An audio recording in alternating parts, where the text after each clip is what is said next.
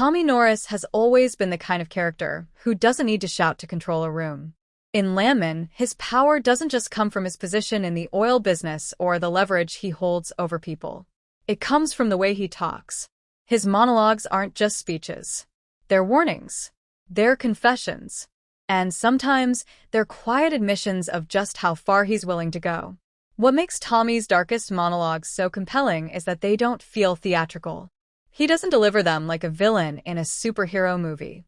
He talks like a man explaining simple facts. And that's what makes them disturbing. When Tommy explains how the oil industry works, he doesn't sugarcoat it. He lays it out bluntly. People get crushed, towns get hollowed out, families get wrecked. But in his mind, that's not cruelty. That's business. That's reality. One of his most chilling traits is how he reframes morality. In several key moments, Tommy essentially argues that the world runs on power, not fairness. He talks about risk the way most people talk about weather: unavoidable, impersonal, inevitable. When someone dies on a rig or a deal goes bad, he doesn't react with outrage. He reacts with calculation. And when he speaks about it, there's this underlying message: if you can't handle the cost, you shouldn't be in the game. That's the twisted truth behind his power. Tommy doesn't pretend to be a hero.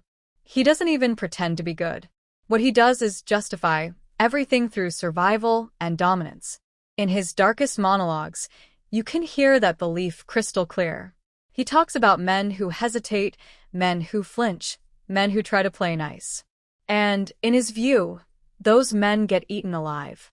There's a moment where he breaks down the idea of loyalty, and it's not sentimental. It's transactional. Loyalty exists as long as it serves a purpose. The second it becomes a liability, it's cut loose. And the terrifying part is that he doesn't see that as betrayal. He sees it as discipline. When Tommy speaks about loyalty, he's really talking about control. His tone never rises much. He rarely loses composure. And that calmness is everything. Because when a man can describe destruction without blinking, you realize he's not reacting emotionally. He's operating strategically. His monologues reveal that he views people as assets, obstacles, or risks. Rarely anything more. What makes these speeches darker is that they're often delivered to people who still believe in something better. Younger characters, idealists, even family members. When Tommy talks about how the world really works, he's stripping away their illusions in real time. And he does it with almost fatherly patience. That's what makes it twisted. He's not screaming at them. He's educating them. There's also a recurring theme in his speeches about inevitability. Tommy frequently implies that chaos isn't something he creates, it's something he manages. In his mind, he's not the villain. He's the guy keeping worse chaos at bay. If he has to threaten someone, crush a rival, or manipulate a deal, it's because if he doesn't, someone more reckless will. That's how he rationalizes his darkness. And this is where the real psychological depth comes in. Tommy doesn't enjoy cruelty in an obvious way. He's not smiling while things fall apart. Instead, there's almost a weariness in his delivery sometimes. Like he's accepted that this is the cost of power. That acceptance is what gives him authority. He's not conflicted. He's resolved. When he talks about the oil fields, you can feel that he sees them as war zones. Not literal battlefields, but arenas of constant conflict. Every contract is a fight. Every partnership is temporary. Every handshake has an expiration date. His monologues turn business into survival of the fittest. And in that worldview, empathy is a weakness. Another dark layer to his speeches is how personal they feel without being vulnerable. Tommy rarely opens up emotionally, but he reveals his philosophy constantly. He believes strength comes from absorbing pressure, not avoiding it. He believes fear is useful, especially when other people feel it.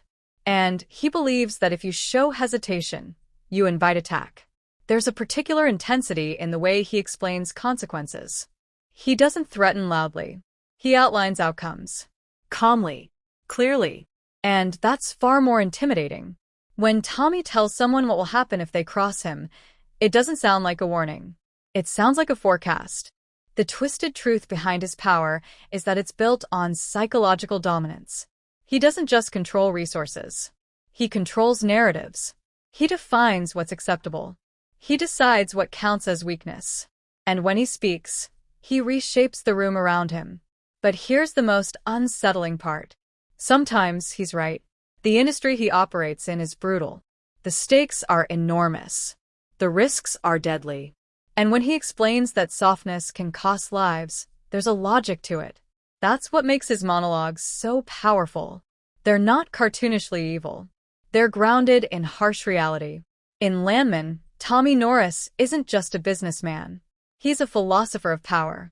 His darkest monologues reveal that he sees the world as a place where control must be seized and defended constantly. Compassion is optional. Survival is not. And that's why his speeches linger. They force you to question whether he's a villain or just brutally honest about how the system works. His words expose the cost of ambition. They strip away illusions about fairness. And they leave you with a simple, uncomfortable truth. In Tommy's world, power isn't about being loved. It's about being untouchable. That's the twisted core of Tommy Norris. Not rage. Not chaos. Control.